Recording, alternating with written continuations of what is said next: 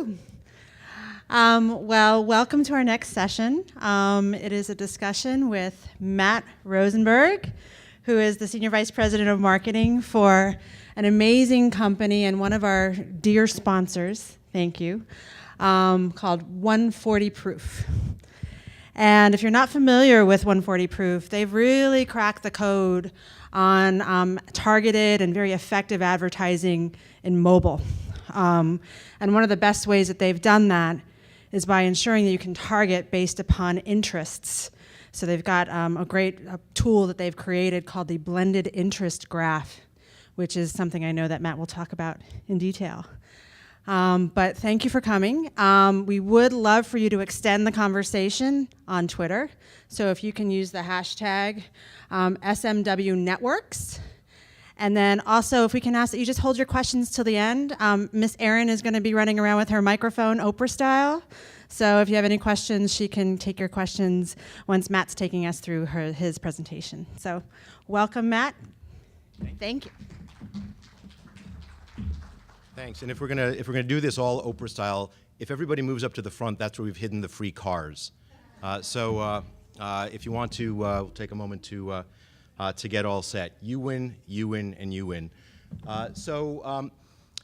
Before I really get started, I want to ask what may be a stupid question for Social Media Week, which is, how many of you are on a social network?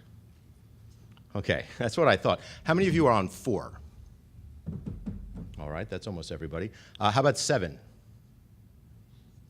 Decent number. So you guys are not the crazy outliers that you might think you are. But before I talk about that, I want to ask one more question. Does anybody remember just a couple, 3 short years ago when people were saying that Facebook was the only social platform that we needed, that it would kill all rivals the way it killed MySpace before it, the way MySpace killed Friendster before it? Remember that? In those few short years, we've had an explosion of really popular social platforms. Twitter's really big, Snapchat is really big, Tumblr, Pinterest, a dozen more. Just in the last couple of months, I've become aware of Secret, Whisper, Yik Yak. There's a ton of social platforms that are emerging.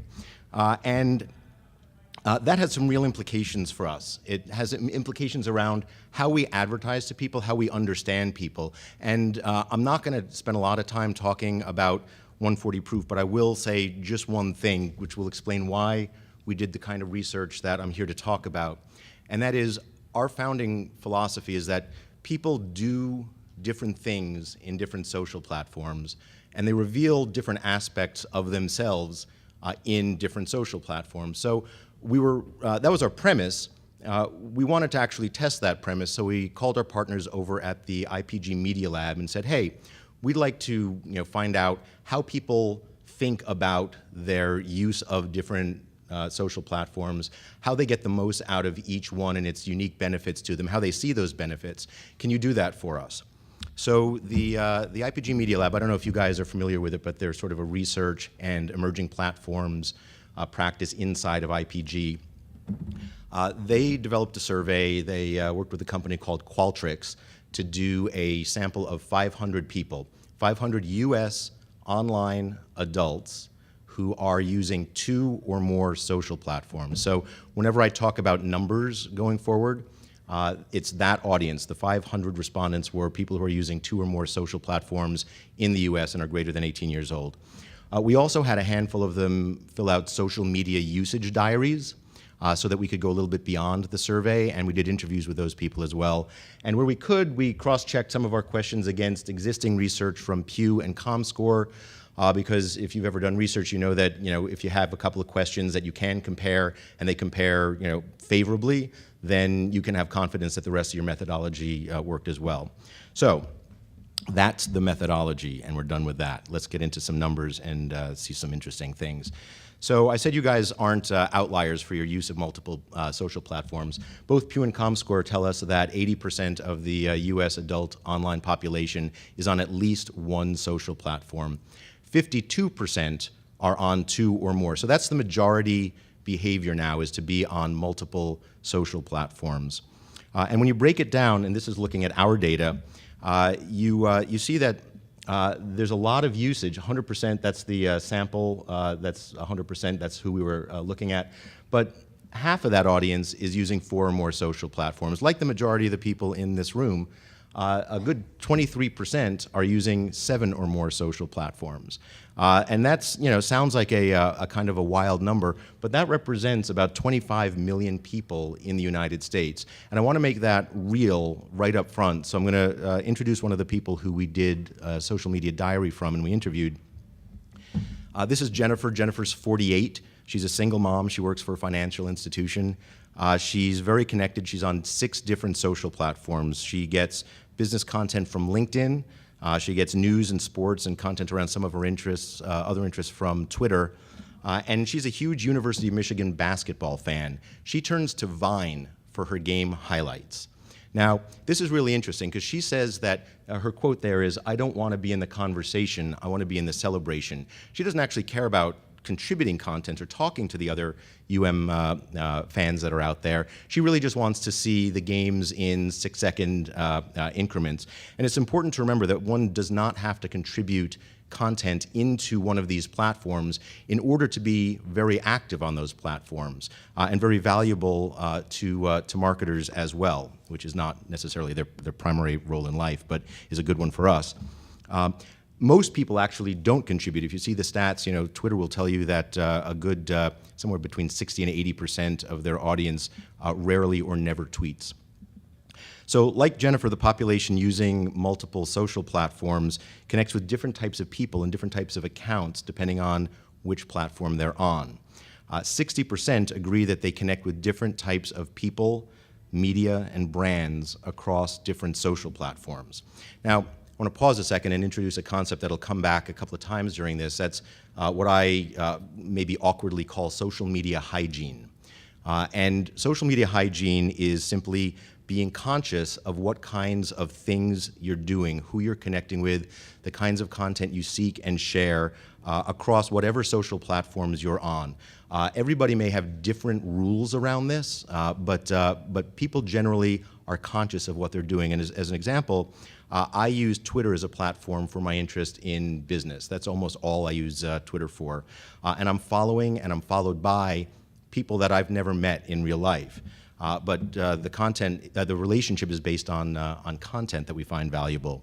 My rule for Facebook is no clients, for one thing, no current colleagues, and really only people that I've had a voluntary beer with in the last couple of years, maybe some kids from high school I always wanted to know what happened to.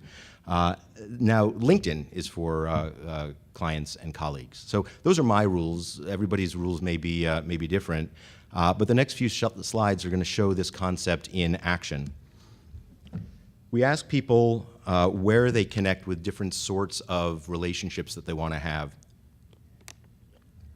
We see that Facebook is by far the leading platform for connecting with friends and family.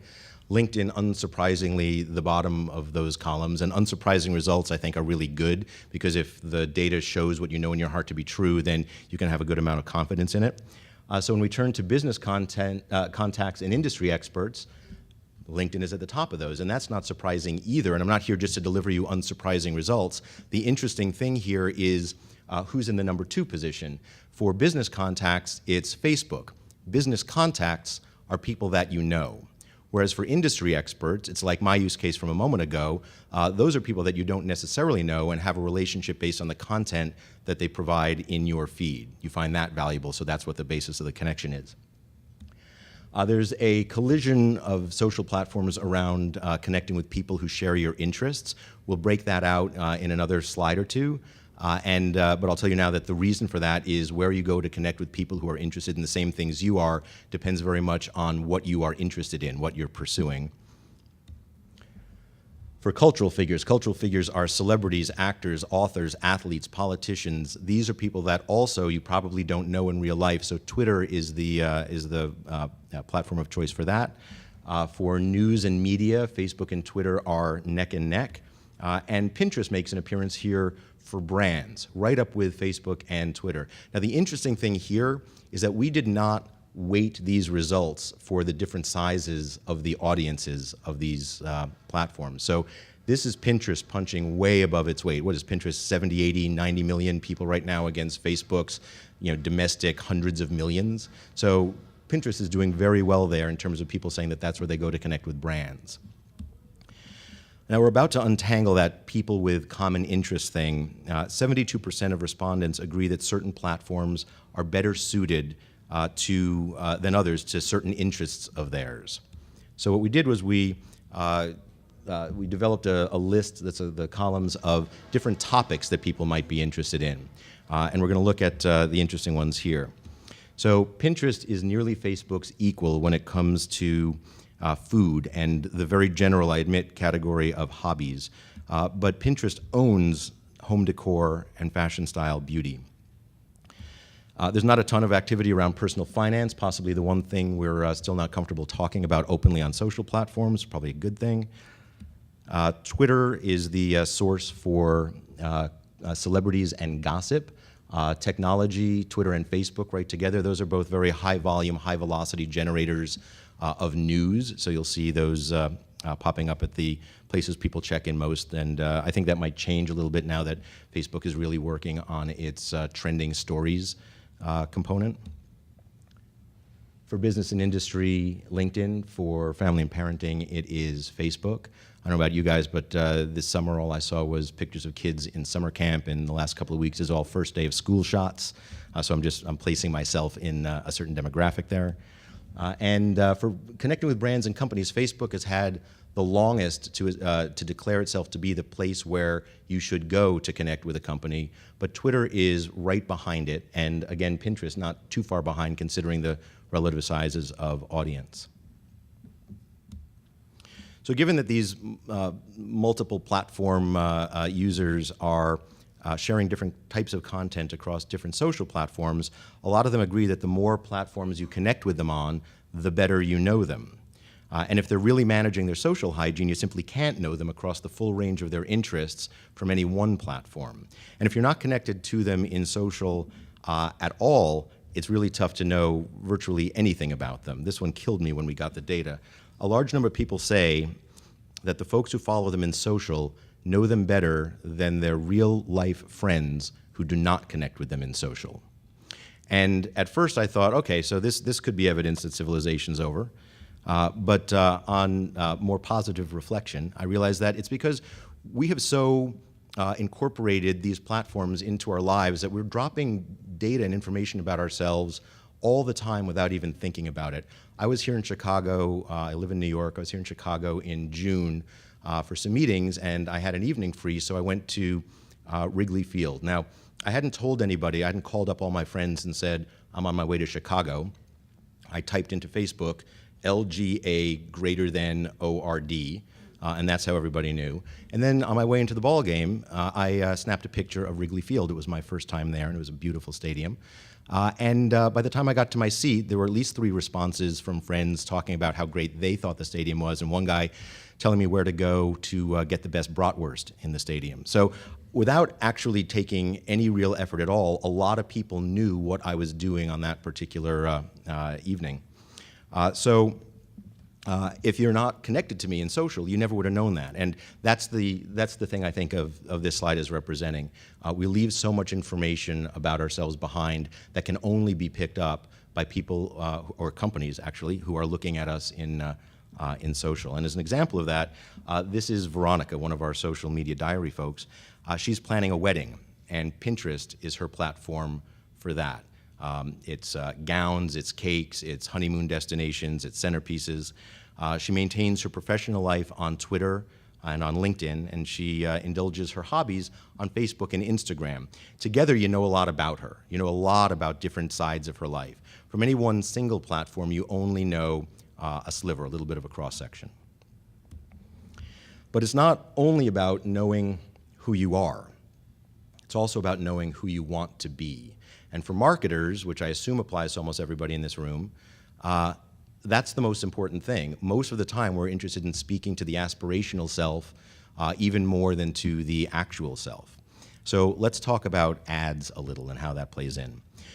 We gave people a few choices of how they would like to have ads selected for them. And they overwhelmingly said on the basis of specific interests, their specific interests. We didn't let them choose a world free of advertising because all of them would have, and it's not realistic. 58% said based on their specific interests. Another 22% said based on past browsing behavior, which I think is another way of saying my specific interest. People believe that where they go online indicates what they're interested in, although many of them would not want their browser history sent to their moms. But the big loser here was demographics. People understand that demographics, your age and gender, don't tell you a lot about them that's useful. Now, there's a perception that if you're going to target people based on social activity, you need to have that social activity be current. And there's been this thing that I think people have thought from time to time that is that our social activity is more a collection than a real connection. That our likes, our follows, these are things that grow stale over time, but we don't really clean them out. So we asked specifically about that. And we saw that of the people who had followed a brand or liked a brand in social, which is 90% of people, 61% had unliked or unfollowed the brand when it was no longer interesting to them. And when you look at the younger group, 18 to, 34, that number becomes 69%. So we get from this that people do actively manage out that which is no longer interesting to them. Now, why would things no longer be interesting?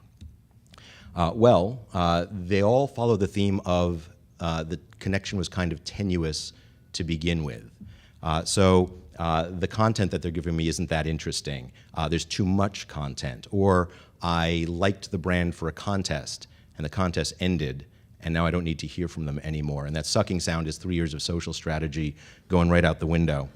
Now, let's look at where all this is happening. So social is largely happening on mobile now. You see this when Facebook and Twitter release their earnings, and you see the massive share of their earnings that are coming from mobile. It's safe to say that Facebook and Twitter are mobile companies first at this point. Remember just a year ago when it was, oh, Facebook's going to fail because they're not mobile. They're pretty freaking mobile at this point.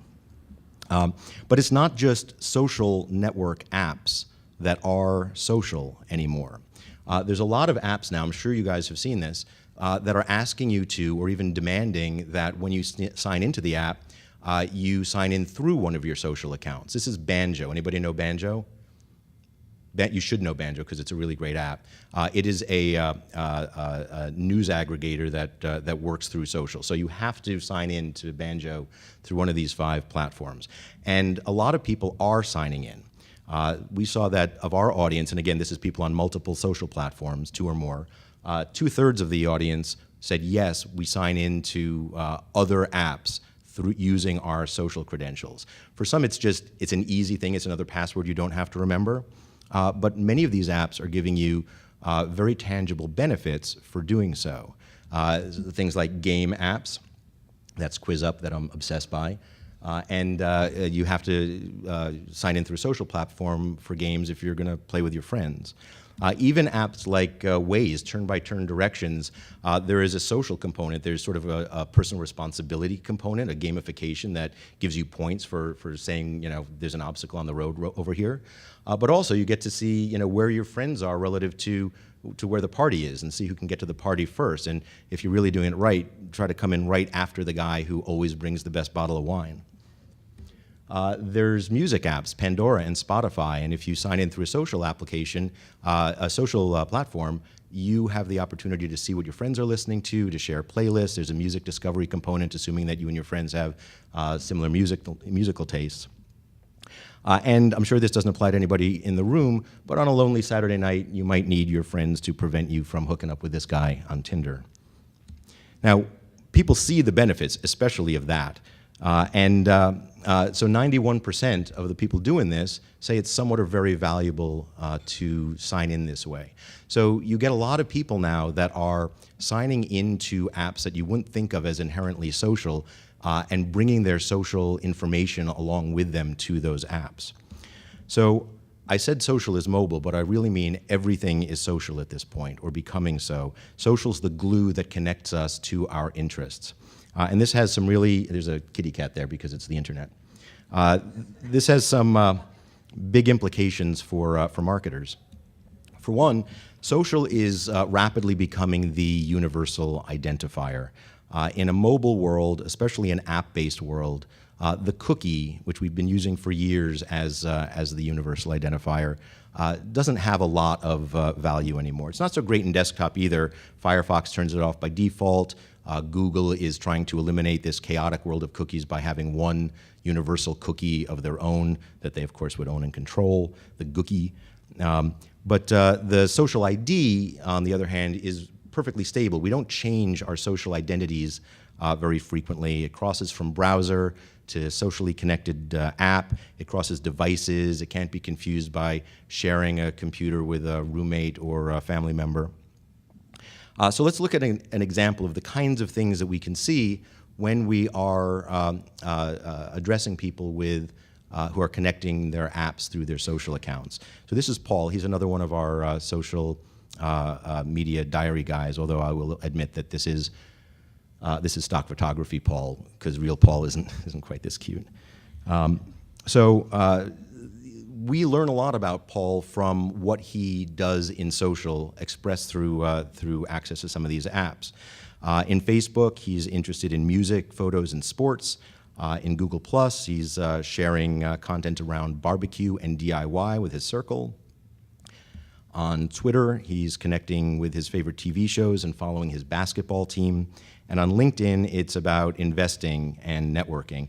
Paul's a complex guy. We all have a lot of interests. It's very difficult to reduce us down to one psychographic or demographic element that actually says anything meaningful about us. So not only does Paul's app experience get better when he's connecting through his social platforms, but his advertising experience can get better too, assuming that he's one of that vast majority of people that would prefer to be targeted with ads based on his specific interests. Social's how that happens. Now, it's not just social data that's personal data. We're really talking about social as an aspect of personal data. And there's a lot more sources that are coming online of personal data. Some that might like wee you out a little bit. You know, there's wearables. I wear a Jawbone a lot of the time, and that thing knows when I went to bed last night and when I got up this morning and whether I slept fitfully or well. When I am trying to lose weight, I connect my Lose It app to it, so the Jawbone knows when I think I'm fat and what I'm eating about it. You know, there's connected cars now. You've heard about the Apple CarPlay, the OnStar from GM, the Tesla. All of these are having always-on cellular connections. So some computers somewhere know whether you're a leadfoot or a grandma on the highway.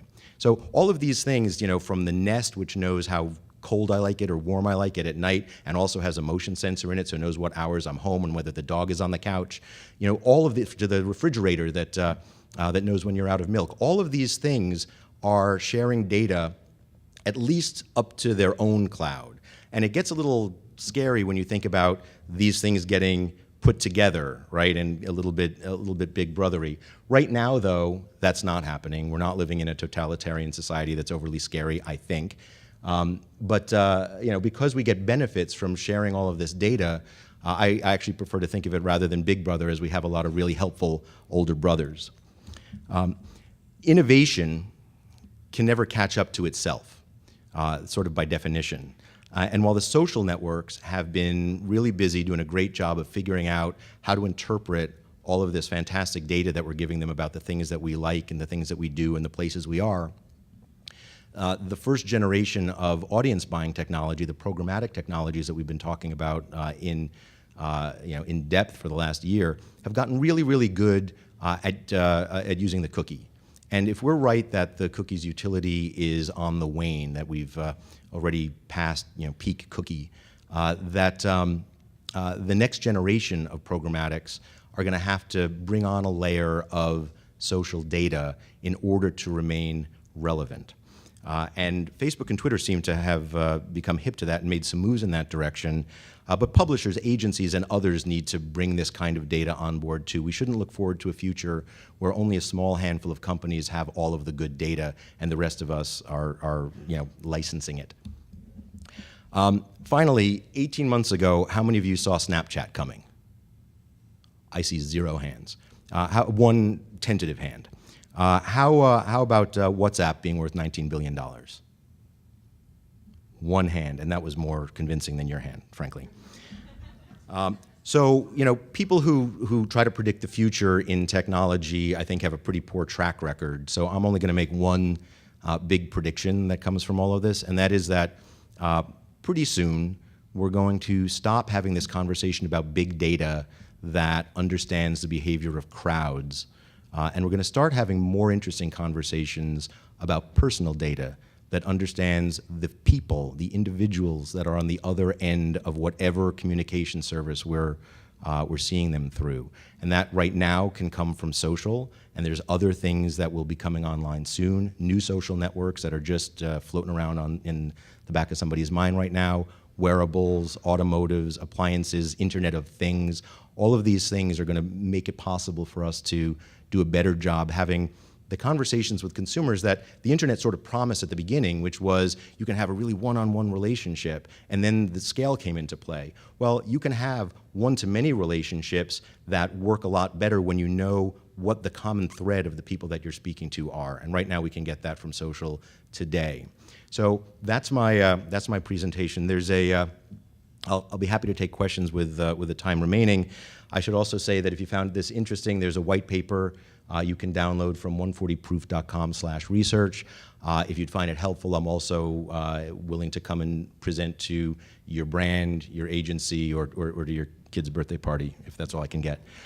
So are there any questions or thoughts or rebuttals? Has a question, raise your hand.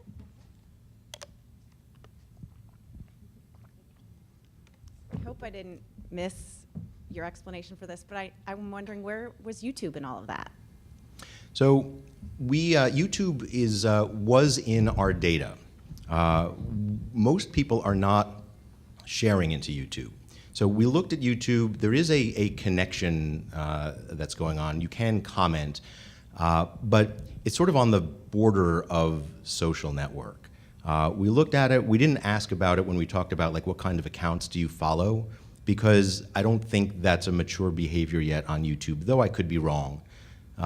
So it's it's not something that we focus on. We focus on the things that were more kind of what you would think of as social networks primarily. I'm sorry. Was there any insights around kind of the backlash of I mean, you noted how people were sort of expected and understood that ads are just part of it, but the more focused, there's a lot of there was a lot of negative response to the perception that what's the communicator in Facebook? Messenger, right. Facebook Messenger, that there was a perception that it was kind of listening to people. Right. And in those terms, what was there a perceptible negative response to all these trends? Right. So 2 things. One is we conducted our survey this past spring before the whole Messenger brouhaha broke out. But I would say also that anybody who gets upset because Facebook Messenger is listening to them does not understand the fundamental nature of Facebook before they broke out with Messenger, right? It's the social platforms are listening to you. Gmail is listening to you. Google is tracking your search. These are things that kind of the time to get exercised about these things sort of is long past, or maybe when they become super creepy, still to come. But right now, this is the baseline. So we didn't ask people, how creeped out they felt by working in social platforms. Hi, thank you. Hi, I believe that you said that all of this research was just focused on the U.S. Yes. Is that right? So in countries where this media is applicable, do you feel that the same learnings are true, or do you see that maybe it will change according to culture? I as a fairly diligent researcher, I cannot possibly tell you what I think the data would say if we collected it elsewhere. I don't personally see a lot of grand differences between the U.S. and Canada, but my Canadian friends would probably disagree with me. So I can't answer that. I'm sorry. Well, let me answer that partially. Name is William, and All right, come on up. I come from South Africa. We're seeing a trend where the distance between the different countries is becoming shorter in terms of time. A few years ago, we were 7 years behind trends. We are now about a year behind trends. And we tend to find that behaviors are fairly similar. Yes, there'll be nuances which have to do with the geographies and also possibly depending on whether the country is on the developed side of things versus the developing. But more or less, behaviors are fairly similar. And as a result, you can, with some measure of success, take these learnings and apply them on social netizens in South Africa, which is why I'm here. Great. Well, thank you for coming.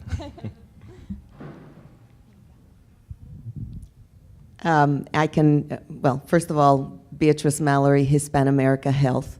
And I can answer the question before about WhatsApp. The reason I could raise my hands is because similar situation, WhatsApp is used all over Latin America, all over.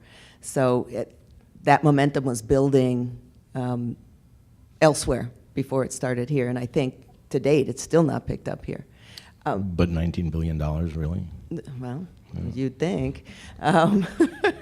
My question is, in your research, did you look specifically at categories such as healthcare and where people look for their healthcare information? We did not. Or We share. had, just in the name of having a survey that people would complete, we narrowed down our topics to sort of very, not that healthcare is not a broadly applicable topic, but we were looking at things more like sports, entertainment, finance, things that feel a little easier to talk about.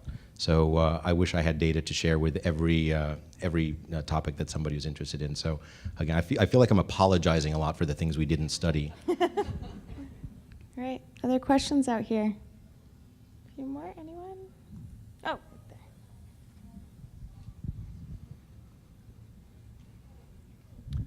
there. One of the interesting sessions that we've had at Social Media Week concerned the emergence of new social networks. Now, I'm not remembering the names of them right now. There are 400. You're right. However, what was really interesting about them was that it was Zocalo Group that did this study of them, by the way. And what was interesting about them was they all were oriented around very specific interests that people had. And the thought occurred to me that, and it was actually reinforced by your research, that for a marketer, those other social networks that were oriented around very specific interests, like coupons, that kind of thing, were kind of hollowing Facebook out, in the sense that, yes, Facebook, and your figures show that, is a great place to socialize and connect with your friends and so on. Not so great, however, for specific kinds of interests, and maybe a lot further away from a buying decision than these other social networks. So I'm kind of wondering whether the environment, if you like, the universe is changing insofar as, yes, Facebook is still going to be around and is still going to be a large social network and maybe the biggest and so on. But for a marketer, I'm not so sure that Facebook is really going to continue to gain significance and maybe even is starting to lose it. And I think you're absolutely right. And I think that, well, I don't know whether Facebook is losing it, but I think there's a lot to be gained from being able to look into these other emerging networks. And I even think I have an 11-year-old son, and he plays Clash of Clans obsessively.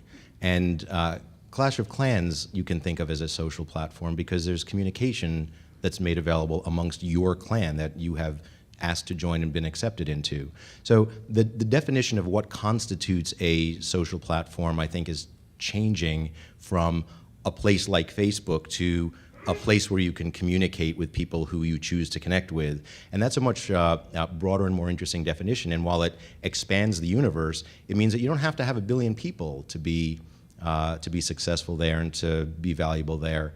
If we're seeing that, people who play Minecraft and are talking about, certain things in Minecraft my son also plays Minecraft obsessively.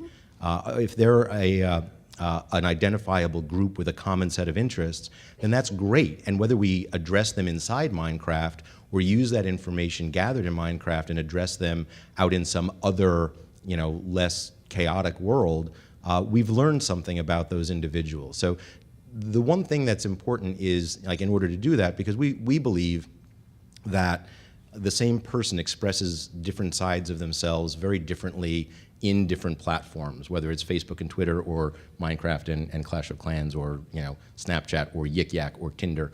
And some of the things that have been happening recently are sort of moving away from a non-anonymous world, going towards more anonymity. And the trick for us is figuring out how we're going to maintain a view of the whole person if they're fragmenting across all of these different networks. Not an impossible challenge, but a significant challenge to do that. Because you really want to, I think as a marketer, you really want to address the whole person if you can. I think advertising has done people a disservice, marketing has done people a disservice over the last 50 or 60 years by trying to reduce them down to buyable signals, which has tended to be demographics, now a little bit of a layer of psychographics. But I think that by having this sort of holistic view of the way people express themselves differently in different places in their social world, we can sort of bring those whole humans back together and start to have much more interesting conversations when you know that somebody is not, just a football fan, so therefore the only thing that they're going to be interested in from you is beer. It's much more complex than that, and I think that what you're pointing out is that we have to, our listening has to become more complex along with it. Great. Any other questions? Oh, up at the front.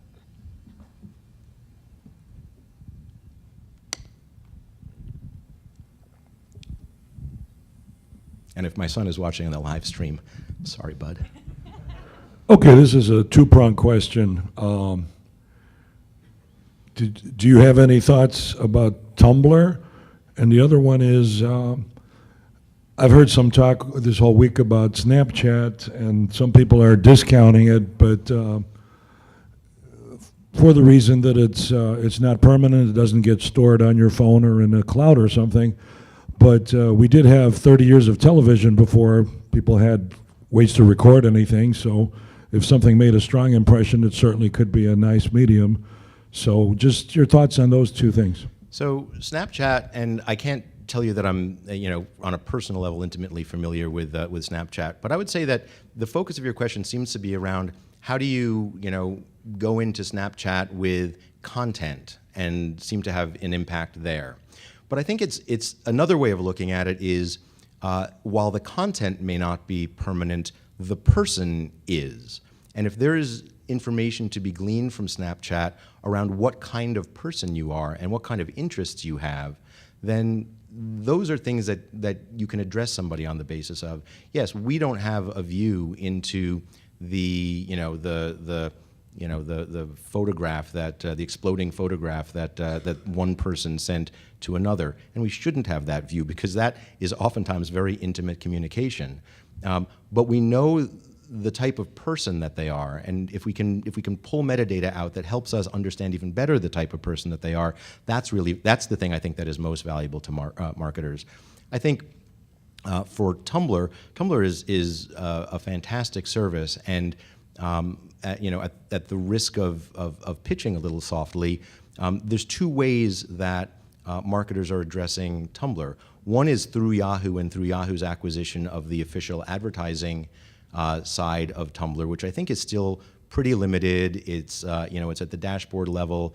The data that's available is mainly demographics. They've got a dashboard now that will reveal something. I think I was stunned to read when they announced that now it was capable of discerning a male from a female. So it's rudimentary. I think I'm sure they've gotten deeper since then. We run ads in Tumblr as well. We're running on the basis of relationships we have with individual bloggers. So our ads on Tumblr run in the stream of content. And so you've got context as an indicator there of what people are interested in. If you're on a fashion blog, you're probably interested in fashion. So how you start to see people, and I'm sure Yahoo is mining those people to get a more robust sense of the data, even if they're not advertising at the blogger level, but in the dashboard. It's the data about what people are interested in that is and will always be the most interesting thing I think we can get from almost any platform. Context changes. Trending topics change rapidly, but what people are interested in generally has a pretty long half-life. Anything else, or is that a good quote to end on? Good one to end on? Okay, great. Thank you so much, Matt. Thank you. I'm sure Matt will be up front if you have any other questions directly for him. Oh, and if I can, I don't know if any of you have been out to the expo and seen our booth. We are a company that looks at your social data and understands what you're interested in from it. We have a little small piece of technology out there that's a little bit of a party trick of looking up your Twitter handle, knowing what you're interested in, and then we have a caricature artist to draw you in the context of those interests. So if you have a few minutes, stop by. There's a guy who's holding his up. Stop by. We'll draw you really fast. It's kind of a fun thing. And we hope to see you there. Thanks. Fantastic. And we'll also have the networking event where you can have that done as well after the 3:30 session tonight. Thank you.